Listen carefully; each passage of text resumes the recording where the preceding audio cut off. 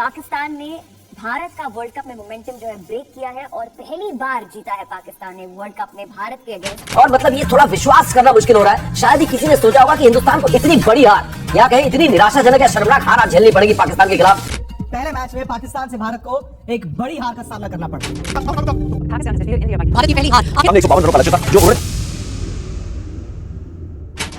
10 wicket से पाकिस्तान से मिली हुई हार के बाद भारत अपना खौफ विश्व क्रिकेट में गुमा चुकी थी। भारत की बनाई गई आर्मी अब बिखर चुकी थी। विराट कोहली पे कई सारे आरोप लगने शुरू हो चुके थे। फिर विराट कोहली कप्तानी छोड़ना भारत के लिए बहुत बड़ा धर्म संकट पैदा हो चुका था। पर एक बार फिर 2022 के T20 वर्ल्ड कप में पाकिस्तान की टीम भारत को हराने की कोशिश में मैदान में आ चुकी थी। अब दोनों कप्तान मेलबर्न के मैदान में आमने सामने थे।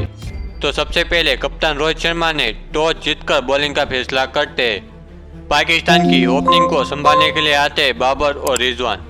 वही टीम इंडिया की ओर से आक्रमण करने के लिए आते स्विंग के किंग भुवनेश्वर कुमार। भुवनेश्वर कुमार ने पाकिस्तान के बैट्समैन को अपने स्विंग के गेंद में पकड़ के रखते। पहली ओवर का फायदा दूसरी ओवर में अर्शदीप सिंह को होता है। अर्शदीप सिंह के सामने पाकिस्तान के कप्तान को वापस जाना पड़ता है। पाकिस्तान अपना कप्तान खो चुका था। भारत को बहुत बड़ी विकेट प्राप्त होती है। अर्शदीप सिंह चौथी ओवर में एक बार फिर पाकिस्तान के सफल बैट्समैन को वापस भेज देते। पाकिस्तान अपने दो बड़े घातक ओपनिंग बैट्समैन को खो बैठी थी। पावर प्ले का खेल समाप्त होता है। पाकिस्तान ने स्कोरबोर्ड पे महज 32 रन बना पाई थी। पावर प्ले के बाद पाकिस्तान की जवाबदारी अहमद और वसूद पे थी। अहमद और वसूद ने पाकिस्तान की पारी को संभालने की कोशिश कर रहे थे। 10 ओवर का खेल समाप्त हो गया था। पाकिस्तान ने स्कोरबोर्ड पे 60 रन बना पाती है। पर 12वीं ओवर में अहमद अपने हाथ खोलते हुए अक्षर पटेल को टारगेट कर 3 बैक टू बैक छक्के बटोर लेते। 12वीं ओवर में आ जाते पूरे 21 रन। उसी ओवर में अहमद ने 32 गेंदों में अपनी हाफ सेंचुरी ठोक दी थी। अब कप्तान रोहित शर्मा के मन में चल रहा था कि अगली ओवर किस गेंदबाज को दी जाए। तभी कप्तान रोहित शर्मा गेंद को शमी के हवाले करते। पर अगली ओवर में मोहम्मद शमी अक्षर पटेल का बदला लेते हुए अहमद को LBW कर देते। भारत ने वापस से मैच में वापसी कर ली थी और अगली ओवर में हार्दिक पांड्या लगातार 2 विकेट भारत के कदमों में रख देते। पाकिस्तान की बैटिंग यूनिट मानो तो बिखर चुकी थी। 15वीं ओवर का खेल समाप्त होता है। पाकिस्तान महज 106 रन बना पाती है। पाकिस्तान की आधी बैटिंग यूनिट भस्म हो चुकी थी। अगले ओवर में एक बार फिर हार्दिक पांड्या आते और एक बार फिर पाकिस्तान के बैट्समैन को प्रवीण भेज देते। पर अगले कुछ ओवरों में शान मसूद पाकिस्तान के स्कोरबोर्ड पे आगे ले जा रहे थे और आखिरी ओवर में अपने आप सेंचुरी भी बना ली थी। 20 ओवर का खेल समाप्त हो चुका था। पाकिस्तान ने स्कोरबोर्ड पे 159 रन तक पहुंच गई थी। अब भारत को जीतने के लिए 120 गेंदों में 160 रन का टारगेट पाकिस्तान ने दिया हुआ था। भारत को ये स्कोर चेस करना इतना ज़्यादा मुश्किल नहीं लग रहा था। भारत को एक और मौका मिलता है 10 विकेट का बदला लेने का। भारत की ओपनिंग पारी संभालने के लिए आते कप्तान रोहित शर्मा और उनका साथ देने के लिए आते KL राहुल। किंतु KL राहुल उम्मीद पर खड़े नहीं उतरे। दूसरी ओवर में नसीम की गेंद को पढ़ न पाए और गेंद बैट से लग के सीधा स्टंप में जा गिरता है। भारत अपने ओपनर को खो बैठी थी। अब टीम इंडिया की पारी को संभालने के लिए आते विराट द रन मशीन। पर चौथी ओवर में कप्तान रोहित शर्मा विराट कोहली का साथ दे न पाए और गेंद सीधा कवर के हाथ में चली जाती है। भारत अपने दोनों खूंखार ओपनर को खो बैठी थी और अगली ओवर में सूर्यकुमार यादव भी अपना विकेट गंवा देते।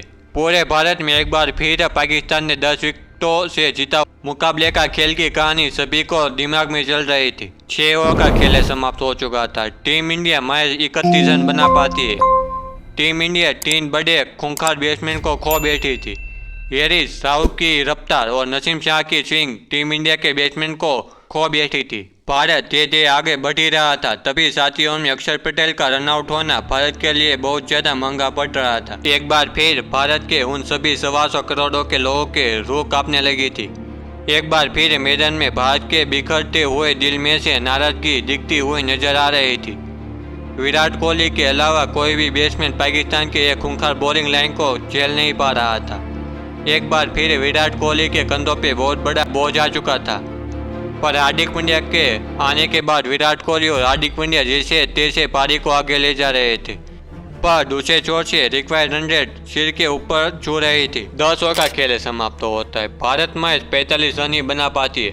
अब आखिरी की 10 ओवर का खेल बचा हुआ था। भारत उन 60 गेंदों में 115 रनों का बहुत बड़ा लक्ष्य सामने था।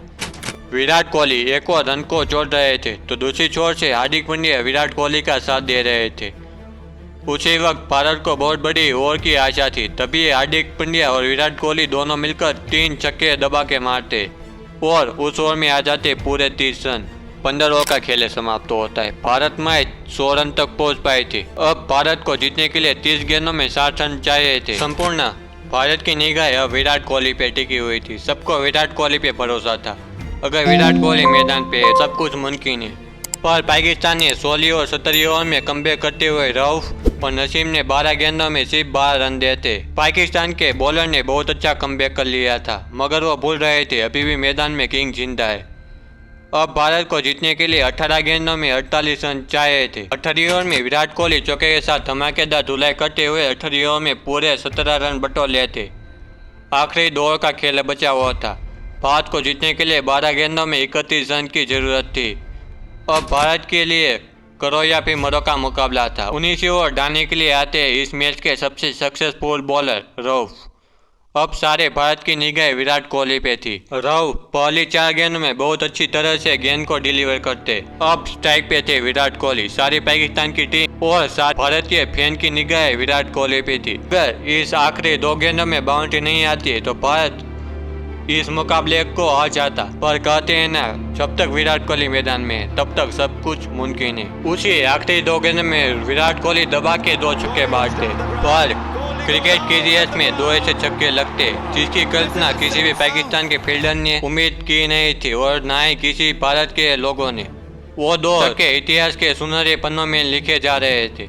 उन 2 छक्के में पूरा पाकिस्तान गूंजना शुरू हो गया था। विराट कोहली का बल्ला अब रन नहीं पूरे भारत के 125 करोड़ों के आंसू बन गया था। विराट कोहली अलग ही रूप दिख रहा था। विराट कोहली ये मैच भारत की ओर खींच रहा था। विराट कोहली ये मैच भारत की ओर खींच रहा था। अब भारत को जीतने के लिए 6 गेंदों में 16 रन चाहिए थे। आखिरी ओवर की कमान संभालने के लिए आते मोहम्मद नवाज।